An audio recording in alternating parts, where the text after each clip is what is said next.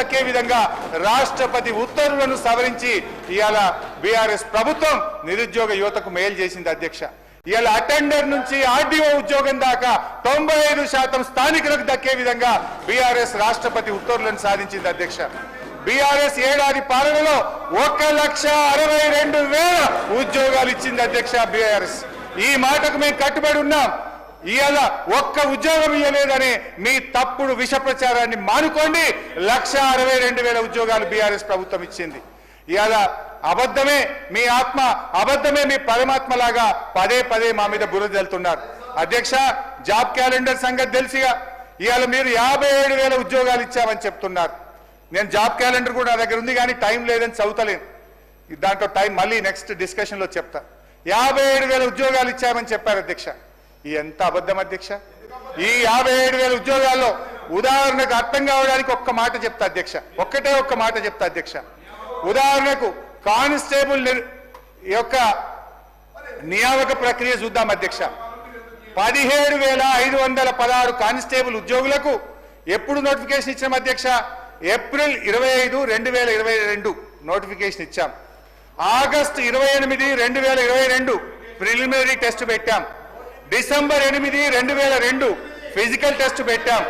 April 23, 2023 final return test కూడా మేమే పెట్టాం అధ్యక్ష. సెలక్షన్ లిస్ట్ కూడా అక్టోబర్ 4, 2023 నాడు ఇచ్చాం. ఎన్నికల కోడ్తో నియామక పత్రాలు ఇవ్వకపోతే మీ ప్రభుత్వం వచ్చినాక నియామక పత్రాలు ఇచ్చి మేమే అంతా చేశామని చెప్తున్నారు అధ్యక్ష. నియామక పత్రాలు ఇచ్చి ప్రచారం చేసుకున్నది ఎవరు అధ్యక్ష? ఈ పద్ధతి ఎట్లుందంటే వెనకటికో వంటంతా వండి పెట్టినాక గంట తిప్పి అంతా నేనే చేసిన అన్నదట. ఇలా వీళ్ళ పరిస్థితి అట్లా ఉంది అధ్యక్ష. అధ్యక్ష, ఈ వీళ్ళు చెప్తున్నటువంటి 57,000 ఉద్యోగాల్లో కాంగ్రెస్ ప్రభుత్వం వచ్చినాక నోటిఫికేషన్ ఇచ్చి వీళ్ళు ఇచ్చిన ఉద్యోగాలు 6,000కు మించి లేవు. మిగతా అన్ని కూడా బీఆర్ఎస్ హయాంలో వచ్చినవే అధ్యక్ష. బీసీ సంక్షేమం గురించి అధ్యక్ష బడ్జెట్లో అధ్యక్ష బీసీ సంక్షేమంలో ఏడాదికి వీళ్ళు కామారెడ్డి డిక్లరేషన్ లో బీసీలకు ఏడాదికి 20,000 కోట్లు ఇస్తామన్నారు. బీసీ సప్లైన్ ఇస్తామన్నారు. 42% ప్రభుత్వ కాంట్రాక్ట్ లో వాటా ఇస్తామన్నారు అధ్యక్ష. కామారెడ్డి డిక్లరేషన్ లో చెప్పిన ఏ ఒక్కటి కూడా అమలు కాలేదు. ఈ బడ్జెట్ లో పెట్టింది కేవలం 11,000 మాత్రమే. బీసీలకు 2వ విడత గొర్రెల పంపిణీ చేస్తామని మాట తప్పారు. ముదిరాజులకు గంగపుత్రులకు ఉచిత చేప పిల్లలిచ్చి ఉపాధి పెంచింది కేసీఆర్.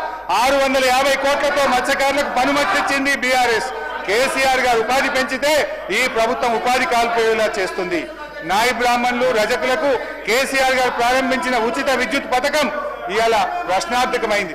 15 నెలలుగా నిధులు విడుదల చేయక నాయి బ్రాహ్మణులను రజకులను ఈ ప్రభుత్వం గోసబుచ్చుకుంటుంది.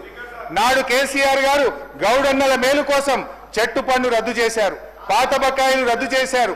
ఆటోమేటిక్ రెన్యువల్ విధానం తెచ్చారు. వైన్ షాపుల్లో 15% రిజర్వేషన్లు తెచ్చారు. నీరా కేఫ్లు పెట్టి ఉపాధి పెంచాం. కానీ ఈ ప్రభుత్వం వచ్చిన తర్వాత రాష్ట్ర వ్యాప్తంగా కళ్ళు డిపోల మీద దాడి చేసి మా గౌడన్నల్ని జైల్లో పెట్టిన ఘనత ఈ కాంగ్రెస్ పార్టీకి దక్కుతుంది అధ్యక్ష. కులానికో కార్పొరేషన్ పెట్టారు. కనీసం చైర్మన్ పదవులను వేసింది తప్ప ఇవాళ కార్పొరేషన్లకు నిధులు లేవు. ఆ కార్పొరేషన్లకు విధులు కూడా లేని పరిస్థితి అధ్యక్ష. ఎస్సీ ఎస్టీ మైనార్టీల సంక్షేమ అధ్యక్ష ఎస్సీలకు గత బడ్జెట్ లో ఎస్సీ సప్లైన్ లో 33,127 కోట్లు కేటాయిస్తే అధ్యక్ష మొన్న డిసెంబర్ నాటికి కేవలం 9,800 కోట్లు మాత్రమే ఖర్చు పెట్టారు.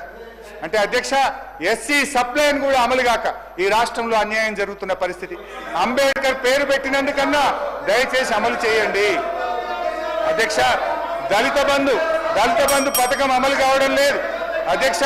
ఏడాది కాలంలో దళితుల సంక్షేమం కోసం ఒక్క కార్యక్రమం కూడా ప్రారంభించలేదు. బట్టి గారు బడ్జెట్ లో అంబేద్కర్ కొటేషన్లు బాగా చెప్పారు. చాలా సంతోషం, మేము కూడా గౌరవిస్తాం. అయితే అధ్యక్ష ప్రపంచంలో అతిపెద్దదైన 125 అడుగుల అంబేద్కర్ విగ్రహాన్ని ఈ రోజు కేసీఆర్ గారు నిర్మిస్తే దాని వద్దకు ప్రజలు వెళ్లకుండా తాళం ఎందుకు వేశారో కూడా చెప్తే బాగుంటుంది కదా అధ్యక్ష. కేసీఆర్ గారు గిరిజనులకు 10% రిజర్వేషన్లు ఇచ్చారు. ఇచ్చిన మాట ప్రకారంగా తండాలు గ్రామ పంచాయతీలు చేశారు. పోడు భూములకు పట్టాలు ఇచ్చారు. ఈ ప్రభుత్వం ఎస్సీ ఎస్టీ గురుకుల పాఠశాలకు పోయిన బడ్జెట్ లో పక్కా భవనాలు ఇస్తామని చెప్పారు, ఒక్క భవనం కూడా కట్టలేదు. చివరికి అద్దె బకాయిలు కూడా విడుదల చేయకపోతే యజమానులు వచ్చి తాళాలు వేసే పరిస్థితి ఈ ప్రభుత్వంలో వచ్చింది అధ్యక్ష. ఎస్టీ ఎస్డిఎఫ్ కింద పోయిన బడ్జెట్ లో 17,000 కోట్లు పెట్టే అధ్యక్ష, డిసెంబర్ నాటికి కేవలం 6,000 కోట్లు మాత్రమే విడుదల చేశారు. हमारे मुसलमान बहनों को भाइयों को माइनॉरिटीज को भी ये कांग्रेस सरकार ने धोखा दिया। कम से कम कैबिनेट में जगह नहीं है।